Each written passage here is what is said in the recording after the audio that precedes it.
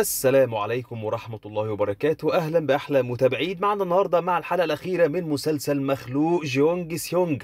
وقبل ما نبدأ يا ريت تدعمونا باللايك والشير للفيديو والسبسكرايب للقناة وتفعيل زرار الجرس علشان يوصلكم إشعار بكل جديد بنقدمه.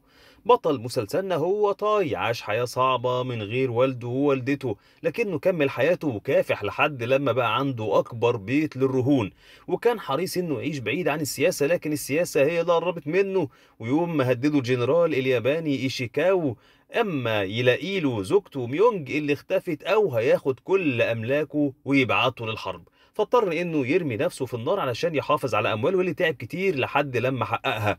وعرف ان ميونج محبوسه في مستشفى، فتعرف على اتنين محققين، تشاي ووالدها اوك، ودخل معاهم المستشفى جيونج سيونج علشان يهربها. وهناك عرفوا ان القوات الاحتلال الياباني بتعمل تجارب بيولوجيه على المساجين وصنعت وحش بياكل البشر، فقرر يساعد المساجين اللي هناك. بس لما راح لهم ما لقاهمش، وده لان ما كانش عندهم صبر وهربوا. فقابلهم الجنود في الطريق وضرب عليهم الجنود رصاص وكانوا هيقتلوهم كلهم. فجه تاي وقتل الجنود واخد المساجين معاه، بس كان واحد من الجنود لسه عايش ومسك بندقيته ووقفهم تاني، والمره دي اللي خلص عليه هو الوحش. والوحش ده هو في الحقيقه والدة تشاي. وتشاي اول لما عرفت ان والدتها كانت موجوده في السجن ده راحت للقائد كايتو وهددته ببندقيه علشان يقول لها الحقيقه. فشرح لها المصل اللي فيه ماده معينه اسمها ناجين، خلوا الناس كتير تشربه فيسيطر على دماغهم ووقتها يحصل التحول. وما كانتش شاي فاهمه ايه علاقه الكلام اللي بيقوله ده بسؤالها عن والدتها، فقال لها ان الكائن الصغير اللي في المصل هو اللي حول بشريه لكائن مش بيفهم غير لغه القتل والافتراس وبس، والرحمه مش في قاموسه. وده اللي حصل لما ظهر لتاي والباقيين وقتل واحد منهم من غير اي رحمه. وفضل تاي يضربه بالرصاص بس ما كانش بيتاثر، وكسر عليه الحيطه، فوقع قدام تاي اسطوانه فيها غاز النيتروجين المضغوط، وبسرعه كسر انبوبه النيتروجين وخلاها تملى الجو. فنام الوحش وهرب تاي مع هيوك. وكان كايتو لسه بيشرح لتشاي ان ده السلاح الجديد اللي هيكتسح بيه العالم، والسلاح ده يبقى والدتها. ومن ناحيه تانية كان والد كون في اسم الشرطه عند ايشيكاو بيبلغه رساله غير مباشره علشان يتحرك، وهي ان تاي اخد ابنه كون معاه وراحوا المستشفى بعد ما عرفوا ان كل البنات اللي مفقوده موجودين هناك، وطلب منه يساعده علشان يرجع له ابنه. فرفض ايشيكاو انه يتدخل وقال له ان دي مستشفى عسكري. وخرج والد كون قال للسيده ناول انه نفذ المطلوب. ومشيت السيده ناول مع جو وهي حزينه على تاي، وقالت له ان تعذيب المعتقلات حاجه صعبه جدا. واول لما عدت من قدام الباب افتكرت لما كانت لسه في شبابها ورموها في الشارع واثار التعذيب على جسمها كله. فقرب منها تاي وادالها اكل وميه وكانت بتاكل كأن بقالها فتره كبيره جدا ما اكلتش، وسالها عن والدته لان هي كمان مقبوض عليها، فقالت له انها ما شافتهاش. فرجع قعد على جنب وسط الجليد مستني والدته،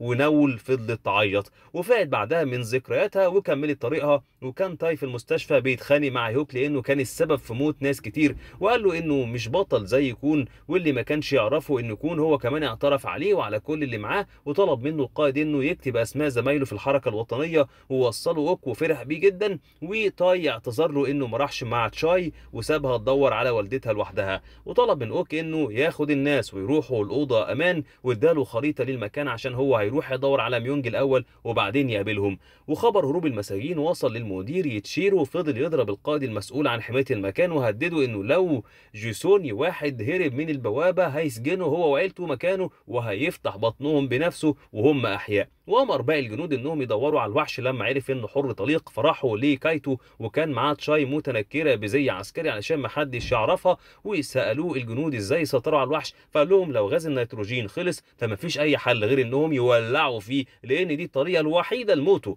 وبص لتشاي وسالها هل هتقدر تعمل كده في والدتها، فعرف الجنود انها تشاي ورفعوا سلاحهم عليها. فحطت مسدسها على راس كايتو علشان ما حدش يعمل لها حاجه، بس خدعوها وجه جندي من ظهرها من غير ما تشوفه وضربها على راسها. ومن ناحيه تانية وصل ايشيكاو المستشفى وكان عايز يحقق في قضايا البنات المختفيه، ففهم يتشيرو ان الموضوع بدا يتكشف وبعت رساله بسرعه لمايدا وقال لها ان بدات عمليه انقاذ ميونج. وخرج استقبل ايشيكاو وقال له ان المستشفى مقفول وممنوع دخوله علشان يتشيرو يسيبه يدخل. قال له ان التحقيق هيبقى مجرد تمثيليه علشان السلطات وبس، وامر يتشيرو واحد من جنوده انهم ينقلوا ميونج لمكان تاني بسرعه. ولما راح الجندي ينقلها ما لقاهاش، ولقى طاي هناك بيدوروا عليها هو كمان، وامروا بيدخل الزنزانه، فاخذ طاي المسدس منه وحبسه هو ومشي.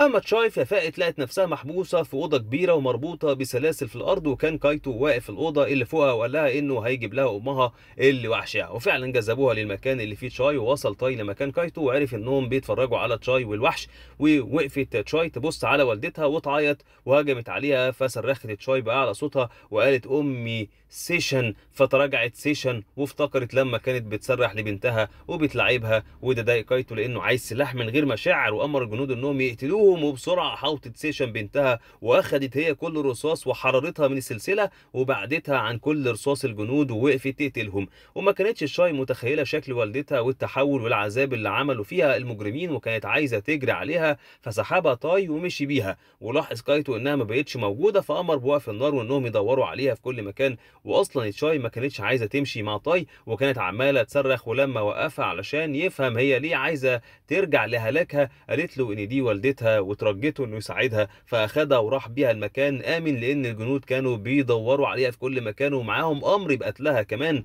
وادالها تاي حلويات علشان تهديها شويه، ولا ان اخر كلمات قالتها له والدته هي لازم يعيش، وعلشان كده هو بيعمل بوصيتها. والكلام ده لما كان عنده 9 سنين، وكان اصغر من انه يفهم ازاي يعيش من غير ام.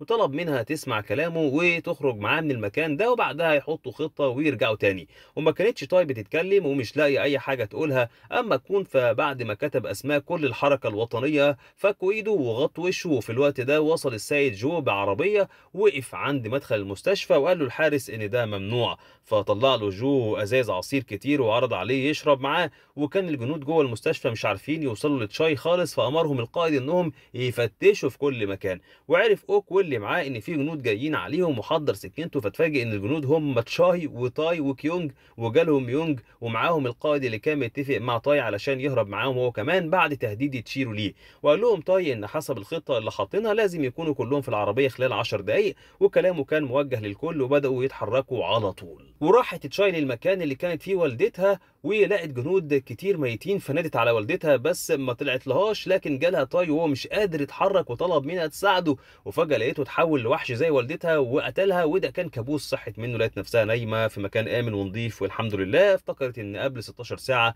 وهم لسه في المستشفى نبههم تاي ان العربيه تتحرك خلال 10 دقائق سواء ركبوا او لا، علشان كده لازم يسرعوا ويجهزوا ملايات السرير وربطوها في بعض وعملوها زي الحبال كده، ونزلوا البنات الاول. وكان القائد معدي من عند الجناح اللي هم فيه وسال لو حد فتش المكان، فقالوا الجنود ان في 3 جنود دخلوا المكان بس ما طلعوش منه.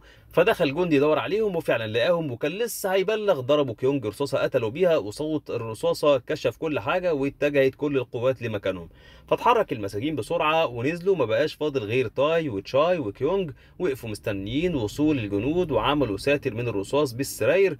ووصل الجنود وبقوا بيضربوا عليهم رصاص زي المطر، وصوت الرصاص وصل لمكان تشيرو وهو قاعد مع ايشيكاوا، وسأله ايه اللي بيحصل ده. فقال له المدير انه علشان يعرف لازم يبقى معاه اذن من الحاكم العام. فرد عليه ايشيكاوا انه بيدور على واحده يعرفها، فبص له المدير وقال له ان مفيش اي جسوني حقير هيدخل المستشفى ويخرج منها حي ابدا، ومفيش اي استثناءات لده. فسكت ايشيكاوا، وبنرجع لضرب النار نفسه اللي نتج عنه اصابه كيونج وادى لتشاي سلسلته، وقال لها عنوانه وطلب منها تقول لوالدته انه كان نفسه يشوفها ومات بعدها. وكانت تشاي مصدومه، فقال لها تاي انها مش لازم تلوم نفسها لان ده مش ذنبها. فقعدت تعيط وتقول ليه بيحصل كده. فرد عليها تاي وقال لها انهم لازم يخرجوا ويعيشوا، وده اللي ناوي يعمله انه يعيش لاطول فتره ويبقى اكبر مصدر ازعاج ليهم يفكرهم بالجرائم اللي ارتكبوها في حقهم، ومش هيسهل عليهم قتله. وجالهم هيوك وقال لهم ان الكل نزل ولازم يتحركوا هم كمان. فاقتنعت تشاي بكلامه وقامت نزلت من الحبل وقالت له انها هتستناه تحت، وما بقاش فاضل غير هيوك وتاي.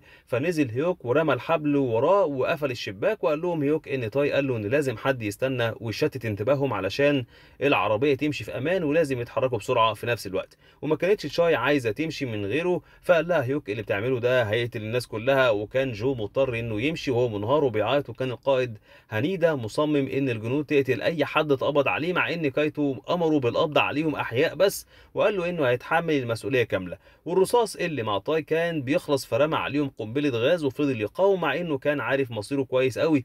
وفعلا اتصاب، ومع ذلك ما استسلمش ومشيت العربيه اللي سايقها جو لانها كانت داخله مع ايشيكاو وخرجت معاه. اما تاي فكان لسه ما استسلمش ودخل استخبى في فتحات التهويه، وكل الجنود دخلوا وراه ودوروا عليه في كل الاتجاهات وكانوا خلاص هيوصلوا له، لكن وقع في فتحه وصلته في النهايه لمكان الجماجم والعظام. وفي الوقت ده كان الجنود نفسهم هربوا كون ووصلوه لمكان قريب من والده. ونزلت ميونج من العربية بعد ما بعدوا خالص عن مكان المستشفى، وجريت على ايشيكاو وهي فرحانة جدا، فقال لها انها لازم تنظف نفسها الاول قبل ما يسلم عليها، وخدها في عربيته ومشي. واكتشف المدير يتشيرو هروبها وكان هيتجنن لانه عارف ان مايدا مش هترحمه، وقالوا له ان القائد سوما هو اللي ورا هروبها، وده القائد اللي اتفق مع تاي وهرب مع اللي هربوا. وده نفس اللي قاله جندي تاني لانه شافها بعينه وهو ماشي بيها، ولما نادى عليه ضربه ومشي بدل ما ينقذه. ومسك كايتو فنجان الميه اللي كان محضره للشاي وفيه المصل ولقاه فاضي، فسأل الجندي لو شربه، فأكد له الجندي انه ما شربش حاجه وما يعرفش مين اللي شربه.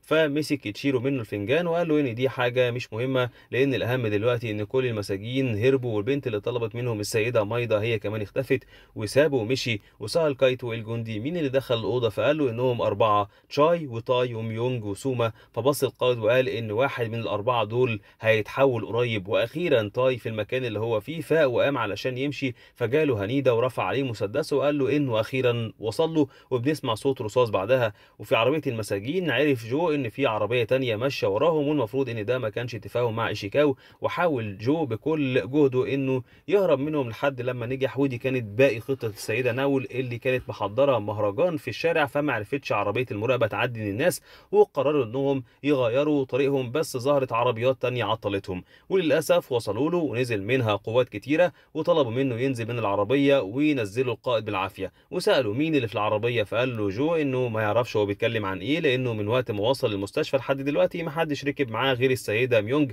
وطبعا القائد ما صدقهوش وضرب رصاص على كل الراكبين وشال غطا العربيه، فما لقاش حد فعلا. وسالوه راح فين الكل، لانه مش هيسيب اي جسوني حقير يهرب. وصمم جو على نفس الكلام اللي قاله. وده حصل ان اللحظه اللي اتعطلت فيها العربيه خلى الخياط بتاع المساجين يغيروا هدومهم بسرعه ويخرجوا وسط الناس في المهرجان ويركبوا العربيه بمساعده نول. واعتذر لها هيوك لان تاي ما خرجش معاهم، وسالها لو دي خطه تاي من البدايه، فقالت له ان دي حقيقه، وراحت تطمن على جو. وللاسف اتقبض عليه ودخل الجنود على كل الناس اللي في المخرج وضربوهم، بس ما عرفوش يوصلوا لعربيات المساجين اللي مشوا في اتجاهات مختلفه. وما كانتش تشاي عارفه تبطل تفكير في تاي، وسالت هل ممكن يكون لسه عايش. اما مايدا فوقفت حزينه في البيت وعرفت ان ميونج هربت لما ايشيكاو بعت لها رساله بانه مش هيرجع البيت تاني. فراحت ليتشيرو مكتبه وقالت له انها وقفت معاه كتير، طلب مستشفى فبنت له واحده على اعلى مستوى، قال انه عايز يعمل تجارب، وقفت معاه ودعمته. فقال لها يتشيرو انه هيصلح اللي حصل مهما كان الثمن. فسالته ازاي هيقبض على موضع التجارب اللي هربوا منه وميونج اللي اختفت، فقال لها انه بس محتاج الوقت يحط فيه خطه وهيقدر يصلح كل غلطاته وما تقلقش. بس مايدا رفضت وطلبت منه يتخلى عن منصبه، لان هي دي الطريقه اللي ممكن يتحمل بيها مسؤوليه اللي حصل. فقال لها انهم نجحوا في تجربه مهمه جدا، وطلع لها صور المخلوق، قال لها انه هيغير مستقبل البشر كلهم، وطلب منها تديله فرصه تانية. وبعد ما شافت صور الوحش، ومن ضمن الصور كان في صوره سيشن، ودي برضه هي اللي طلبت منه يهتم بيها من سنين كتير. وكان كايتو طول الوقت مش مركز في اي حاجه وسرحان، وعايز يعرف مين في الاربعه اللي شرب كوبايه الميه اللي فيها مصل الكائن الطفيلي اللي اسمه ناجين. وبنشوف تاي بعدها بعد ما قتل هايندا اللي كان عايز يقتله، قاوم جرحه بعدها وقام مشي. وتاني يوم بالنهار صحت ولدة كيونج، لقت لفة قدام بيتها، لما فتحتها لقت مكانة الخياطة اللي كانت رهنها عند تاي ومعاها سلسلة ابنها كيونج. ففهمت ان ابنها مات وفضلت تعيط عليه. وفي بيت ميونج وهي نايمة بنشوف الكائن الطفيلي وهو بيتجه لمخها، وده معناه ان هي اللي شربت المية وقريب جدا هتتحول. وافتكرت هي ازاي وصلت المستشفى وراحت لها برجلها، لان مايدا طلبت منها تزورها وقالت لها انها كلمت مدير المستشفى الدكتور يتشيرو عنها علشان يعتني بيها لحد لما تولد، لان الطفل اللي جاي ده مكانته هتبقى كبيرة عندها هي كمان، مش بس عند ايشيكاو. واول لما وصلت ميونج المستشفى خدروها وحبسوها في زنزانة، وفاقت ميونج من ذكرياتها، وكانت عملية التحويل انتهت وخرجت تهاجم الناس في الشارع وقتلت واحد. اما الوحش الاصلي سيشن فمن كتر استخدام النيتروجين عليها ما بقتش تتحرك خالص، واخد يتشيرو السيدة مايدا ودخل بيها للقائد كايتو وعرفوا عليها انها زوجة الجنرال ايشيكاوا في الشرطة وبنت الجنرال ماليما في الجيش، وهي اكبر متبرعة للمستشفى، وسكته علشان ما يعترضش. وقربت مايدا من سيشن ونادت عليها، وكانت سيشن هتقتلها فبعدها كايتو بسرعة، وكانت مايدا فرحانة فيها جدا. وبننتقل لوالد كون اللي كان قلقان على الحالة اللي بقى فيها ابنه، وسأل عن تاي وعرف انه مرجعش، واتقبض كمان على ناس كتير جدا من المهرجان ومعاهم جو وصاحبة المطعم اللي ساعدت تاي كتير، وراحت تشايل البيت الذهبي ولقيته مقفول مع ان النول كانت جوه، بس كانت قاعدة بتدعي لتاي يرجع، وهو كان مصاب وغرقان في دمه، مع ذلك بيحاول وغير الهدوم المتوسخة والغرقانة دم بزي تاني نضيف، ولقى أمر بالوقوف فوقف مع الجنود، وده لأن يتشيرو ومايدا كانوا معديين، وبعدها ومشي وراهم، ولقى يتشيرو بيتدخل مايدا في أوضة وبيطلب منها تستناه، فدخل هاو وطلب منها تساعده وتهربوا. وعرف يتشيرو ان تاي موجود في الجناح ده، فرجع يطمن على مايدا بس ما لقاهاش، ولا اثار دم في الارض، فعرف ان تاي هو اللي وصلها، وبعت كل الجنود يدوروا في كل مكان. وكان تاي ماشي معاها ومهددها بمسدسه، وركب معاها عربيته وهدد السواق علشان ما يطلعش نفس، وشكرها وفقد وعيه، فسألها السواق يعمل ايه، يقف ولا يكمل الطريق، فقالت له يكمل لحد المدينة. وكل ده كانت شاي قاعدة قدام البيت الذهبي مستنية الباب يتفتح، بس ده ما حصلش، فرجعت لوالدها وقال لها إن عدى على طاي في المستشفى 4 أيام، وهي كل يوم تروح تقف قدام البيت، وده غلط، ومهمتهم كانت إنهم يلاقوا ميونج، وبما إنهم أنجزوا مهمتهم يبقى لازم يرجعوا. فقالت له إنه كان رايح ينقذ ميونج، لكن بسببهم اتورط في حاجات كتير، وكانت لازم هي اللي تفضل مكانه علشان كمان تنتقم من اللي عملوه في والدتها، وما كانش شقوق فاهم هي تقصد إيه بالظبط. فحكت له إنها قابلت والدتها وهي لسه هناك في المستشفى، وبعد ما سمع الكلام ده افتكر لما قابلها في المستشفى وحاول يقتلها، وازاي المجرمين حولوها من ملاك جميل لوحش بالبشاعة دي. ومن ناحية تانية كان السيد جو بيتعذب أشد أنواع العذاب علشان يعترف على مكان الجوسيين وتاي، وما كانش بيجاب، وقال لهم إنه ما يعرفش حاجة ما يعرفش حاجة. وفاق تاي أخيرا لقى مايدا جنبه وبتطمن عليه، وقالت له إن جروحه بدأت تخف، لأن ده اليوم الرابع ليه عندها. وسألته ليه دخل نفسه في مشاكل ما تخصهوش مع ان ده مش طبعه، فقال لها ان المشاكل هي اللي جات له لحد عنده، لما شاف اللي بيحصل ما قدرش يتحمله، مش علشان هو جسوني زيهم، لكن علشان ما فيش بني ادم طبيعي يقدر يستحمل كل ده. ولبس هدومه وراح للمتجر، ولما لقيته ناول واقف قدامها، ومن كتر فرحتها ما كانتش عارفة تمسك دموعها وضربته، وقالت له انه خضها عليه وهي عجوزة وما تستحملش كل ده، وانه لازم يحاول يخرج السيد جو. فسألها عن مكانه وراح له بنفسه للسجن اللي هو فيه. والقائد هناك بعد ما عذب جو بكل طرق التعذيب اتجه لصاحبة المطعم وطلب منها تمشي معاها، ومسكها رماها بره الزنزانة، فلحقها تاي، والكل ما كانش مصدق وجوده، وقلع الجاكيت بتاعه لبسه لها وطلب منها تستناه. وجري القائد وراه علشان يضربه لانه اتحرك من غير اذنه، فمسك تاي ايده وطلب منه انه يتكلم معاه من غير بلطجة، وخرج ايشيكاوا واخده لمكتبه وقال له انه عمل مشاكل ودوشه اكتر ما كان متوقع. ففكروا طي انه قال له يعمل اي حاجه، والمهم يرجع له ميونج، وطلب منه يفرج عن كل الجوسيين اللي قبض عليهم في المهرجان، ويكتفي بفرض الغرامه على المخلفات اللي عملوها بس. ولو ما عملش كده فكل المحلات هتتقفل، ومفيش اكل ولا شرب هيوصل لحفل جمع التبرعات اللي هيتم كمان يومين. ده غير ان الفساتين والبدل اللي طلبها القاضي علشان الحفله اكيد مش هتوصل في ميعادها. فطلب منه ايشيكاو انه يلزم حدوده وما يخاطرش بنفسه. فقال له طاي انه اتعلم حاجه مهمه من زيارته للمستشفى، هو انه لما يبقى في موقف صعب يبقى لازم يخاطر بحياته الا هيموت على الفاضي. وساله ايشيكاو عن اللي بيحصل في المستشفى بالظبط، فكلمه طاي بكل تكبر وقال له ان معلوماته تمنها غالي وعايزه يفرج عن كل اللي اتقبض عليهم. فخرج الكل وشكر طاي الا جو ما كانش قادر يقف ومش مستوعب ان طاي عايش. ولما قرب منه انهار من العياط وساله ليه اتاخر عليه، فقال له طاي ان ده مش وقت كلام، وسنده وخرج بيه والكل وراه بيهتف باسمه. وايشيكاو وكل العساكر والقاده كمان واقفين ومحدش قدر يتكلم. وبص ايشيكاو في ورقه سابها له طاي فيها المعلومات عن المستشفى، وكان مكتوب فيها مختبر سري في القبو وتجارب بشريه والسيده مايدا. ورجع طاي بجو على البيت وجاب له طبيب واعتنت بيه نول كمان، وما كانش طاي عايز يبعد عنه من كتر القلق واحساسه بالذنب ناحيته. فطمنته نول وطلبت منه يخرج يقابل حد بقاله فتره بيسأل عليه. ودي كانت تشاي اللي وهي رايحه له حست ان في حد ماشي وراها، فجريت وهو برضه فضل وراها لحد لما خدعته وجت من وراها حطيت السكينة على رقبته. وأول لما بصت في وشه ما كانتش مصدقة، وفضلت ثواني على بال ما استوعبت إنه فعلا عايش وواقف قدامها، وهي كمان عيطت من فرحتها بيه. اما ايشيكاوا فرجع لبيته وقعد مع السيده مايدا وسالها تعرف ايه عن المختبر اللي تحت الارض في مستشفى جيونج سيونج. فقالت له انها ما تعرفش هو بيتكلم عن ايه اصلا ومفيش اي حاجه تعرفها. فخلى سؤاله مباشر وسالها عملت ايه في ميونج. فقالت له انه غلطان لانه ملوش الحق انه يسالها اسئله زي دي وهي مش مجبره اصلا انها تجاوبه، لان اصلا علاقتهم ببعض من البدايه هي علاقه منفعه متبادله وبس. هي كانت محتاجه الزوج علشان تقدر تعيش في جوسون وهو كان محتاجها علشان يترقى، وكانوا مرتاحين جدا وكل واحد منهم عارف دوره في حياة التاني وخلاص. ففكرها انهم كانوا متفقين كمان ان محدش منهم يتدخل في الحياة الشخصية للتاني. فقالت له ان ممكن يخونها زي ما هو عايز بس ما كانش ينفع يتجوز ويجيب طفل كمان. فقال لها انه عارف انها معجبة بطاي علشان كده ساعدته وعالجته، بس في الاخر مجهودها راح على الارض لانه بيحب واحدة من جوسون واسمها تشاي. وكان تاي لسه مع تشاي وفجأة سمعوا صوت رصاص، وده لان ميونج حاولت تهجم على العسكري اللي بيراقب تاي وضربها بالرصاص كتير بس ما اتأثرتش وقربت منه وشالت عينه بإيدها وأكلتها.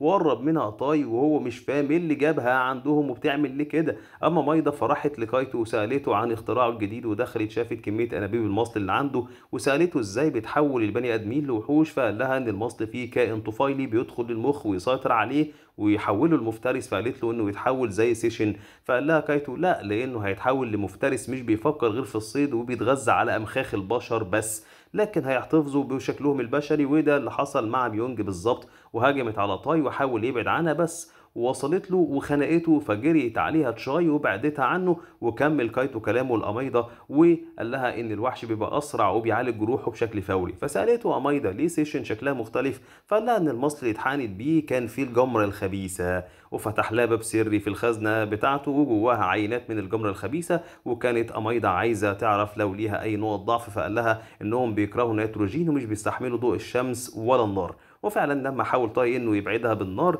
خافت وبقت تتراجع شويه وتهجم شويه لحد لما تاي صرخ فيها بعلو صوته وناداها باسمها وسالها بتعمل ليه كده. فخافت وانتبهت لنفسها وطلعت تجري. وجري وراها تشاي وتاي وعسكري المراقبه ادى اشاره استغاثه بمسدسه، وفي ثواني القوات وصلت وحوطوها من كل اتجاه وبرضه هربت منهم. وعرفت تشاي الاتجاه اللي هربت منه وراحت وراها.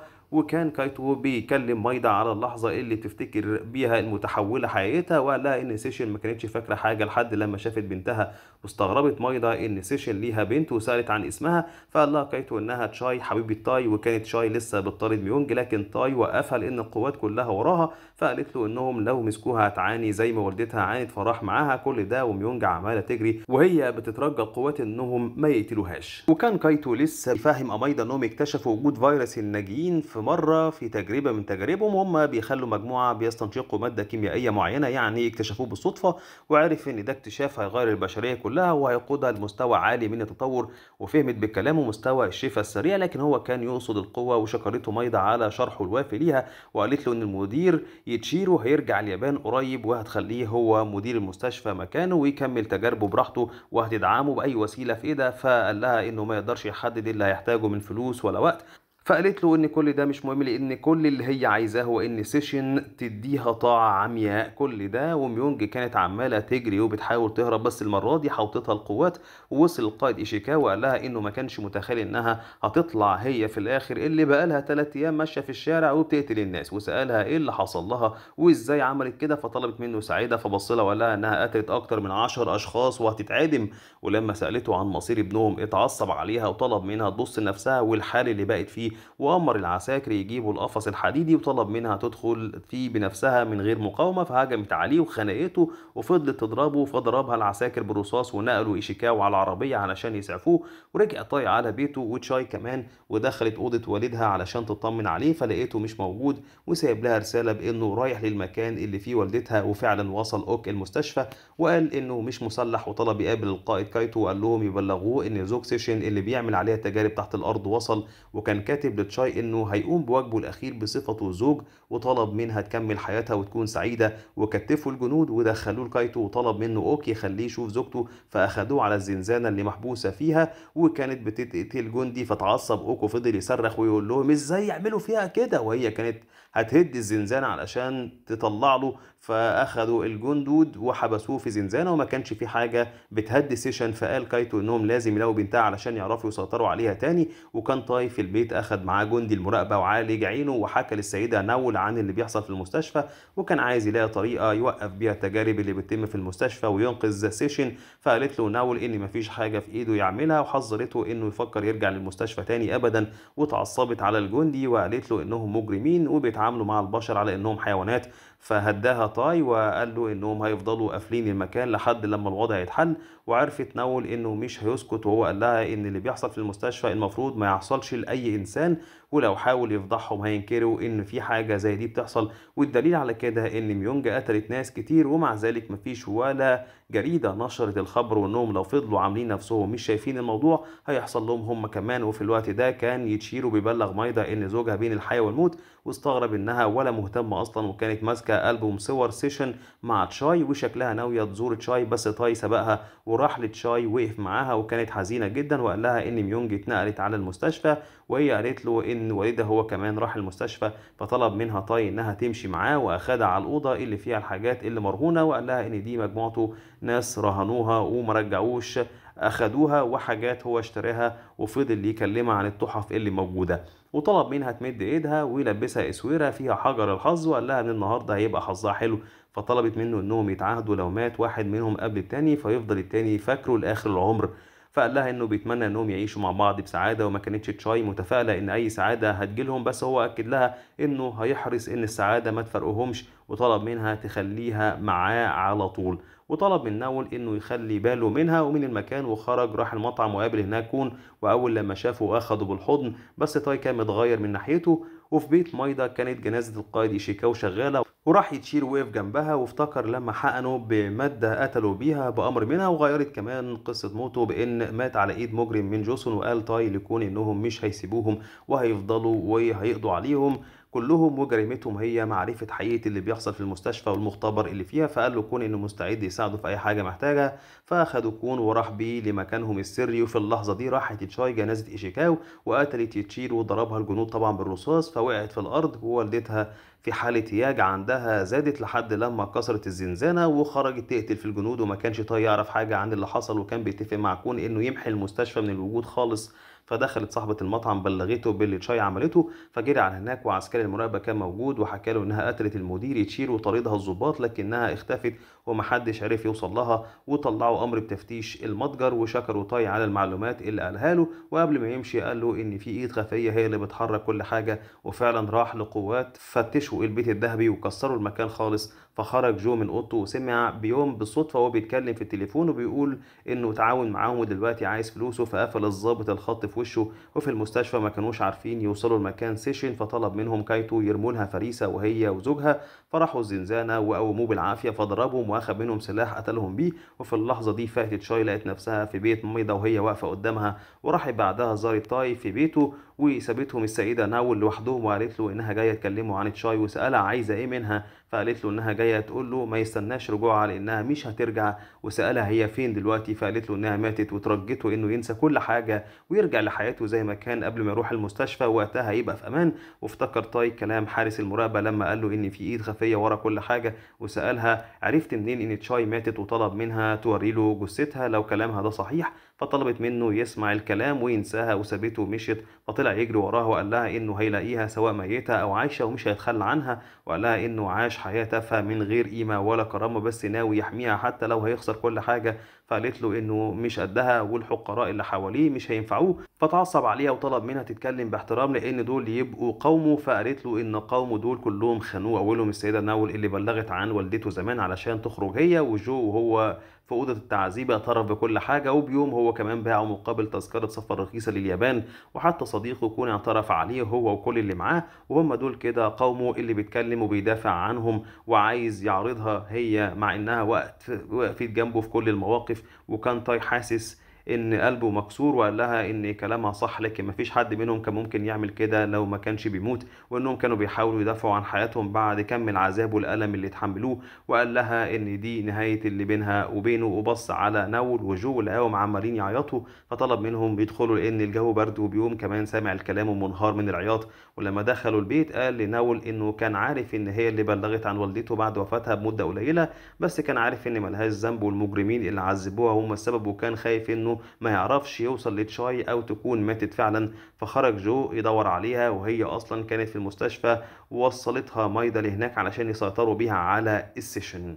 وده حصل بعد ما اتكلمت معاها كتير وقالت لها ان عينيها شبه عينين والدتها سيشن، واستغربت شاي انها تعرف والدتها، فقالت لها مايدا ان قدرهم مرتبط ببعض.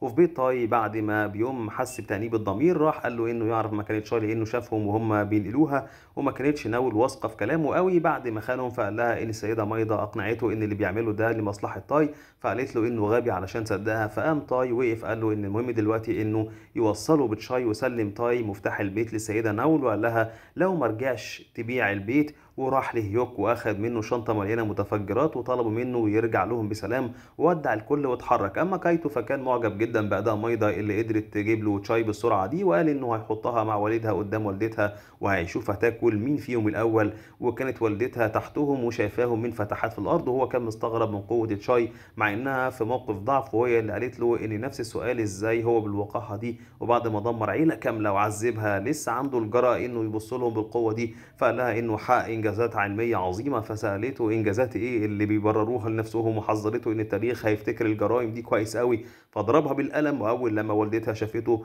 طلعت لهم. وفي اللحظه دي كان تاي فجر عربيه مليانه بالديناميت ودخل من البوابه، وجوه المستشفى كان الجنود بيضربوا نار على سيشن لكن محدش منهم قدر عليها وقتلتهم. ولما كايتو شاف الموقف ده مسك تشاي وحط مسدسه على راسها وهدد بيها سيشن، وامر الجنود انهم يضربوها بالرصاص. وفضلت تشاي تصرخ فيهم وتطلب منهم يوقفوا النار. وفي الوقت ده كان ساتشيموتو بيجمع الصور اللي راسمها كلها علشان يسلمها لان هيتعمل بيها كتاب تشريح، وكان معاه جندي وشاف صورة سيشن فقال له الجندي ان طبيعي زوجها ما ينساش لان وشها جميل جدا. واستغرب ساتشيميتو انه بيتكلم عن زوجها، فعرفوا الجندي ان زوجها جه يدور عليها وكان اوك مستخبي في فتحات التهويه. فقابل تاي وهو بيوزع الديناميت وعرفه انه جاي علشان تشاي، واداله تذاكر سفينه وطلب منه ياخد شاي ويهرب بيها. وبص اوك على الديناميت اللي معاه وعرف انه ناوي يفجر المكان ويموت فيه.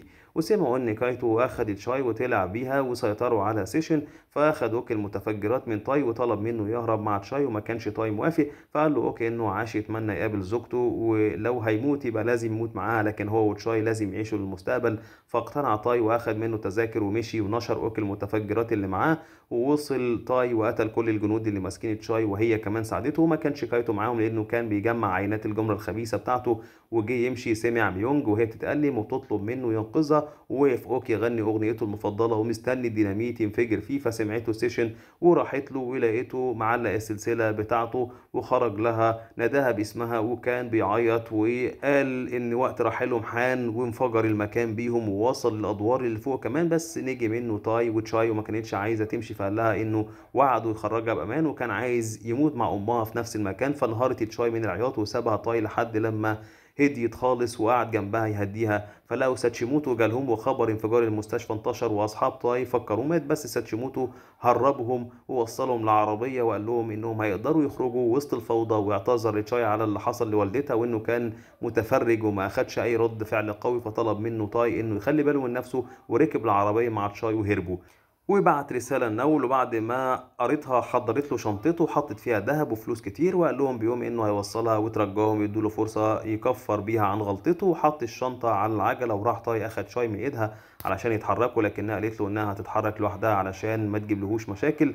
فقال لها انه مش هيقدر يعيش من غيرها وعايز يكمل حياته معاها. وقف مستني وصول شنطته، وبيوم كان اتأخر لان كان في عربية وراه وفكر انه هرب منها. بس بمجرد ما وصل لطاي وصلت عربيات كتير وفيها مايدا، وقالت له ان محدش يقدر يقف قدامها وده لانها مش بتخسر. وقالت له انها كانت بتعتبره صديقها والنهارده هتخسره زي ما كان ليها صديق زمان وخسرته بسبب والدة تشاي. ودعته وركبت عربيتها ومشيت وسابت له مقاتلين كتير جدا علشان يقتلوهم. فطلع تاي مسدسه ومسكت تشاي سكنتها وقفوا يقتلوهم، بس كان عددهم كتير جدا وجرحوا تشاي اكتر من الجرح واتلموا حواليهم وكان خلاص هيقتلوهم. حصلت مفاجأة محدش كان يتوقعها وهي وصول سيشن ومسكت كل المقاتلين قتلتهم. فاخدها تاي علشان يهربوا. بعد ما سيشن قتلت الكل اتجهت لتاي علشان تقتله، فاخدت تشاي الضربة مكانه وترجت امها انها ما تأذيهوش وماتت. وكان تاي هموت من حزنه عليها وفضل يعيط ويصرخ جنبها ونفسه انها تقوم من تاني. وبعدها بعت رسالة لمايدا وهي في دار الجنازات، رسالة مكتوب فيها الوداع، وبصت حواليها لقت كل اسامي ضحاياها مكتوبه على الورود، وفهمت ان تاي ناوي يقتلها، فقامت بسرعه عشان تخرج، بس المتفجرات انفجرت وموتت كل اللي موجودين وهي من ضمنها. وحاول هيوك وكون انهم يخلوه ينضم للحركه الوطنيه، لكنه رفض وقال لهم انه هيفضل تاي صاحب البيت الذهبي، بس ما عندوش مانع انه يدفع لهم اللي عايزينه. ورجع تاي لبيته وهو قلبه مكسور، وللاسف كانت مايدا لسه عايشه بس مشوهه من النار وقاعده على كرسي، وده من الحادث اللي تعرضت له. ويمكن يكون احتلال اليابان لكوريا خلص بكل الجرائم اللي حصلت فيه، بس لسه في دول تانية محتلة حوالين العالم، والاحتلال كله مش هيتغير مهما لبس قناع الفضيلة واحترام الحقوق. ففي الآخر بينتهك الحقوق وبيرتكب أبشع الجرائم. ولكن حلمنا دايما في إننا نعيش في عالم سوي بدون حروب ولا أطماع. هيفضل عايش جوانا الحلم ومش هيموت، وأكيد هيجي اليوم اللي هيترد فيه الحق لأصحابه، ويكسب الإنسان أبسط حقوقه، وهو إنه يعيش في بلد مطمئن إلى الأبد. بكده نكون وصلنا لنهاية مسلسلنا النهاردة. يا رب يكون عجبكم، ما تنسوش الاشتراك واللايك والشير، وكمان ادعمونا بكل الطرق الممكنة عشان يوصلكم كل جديد مننا.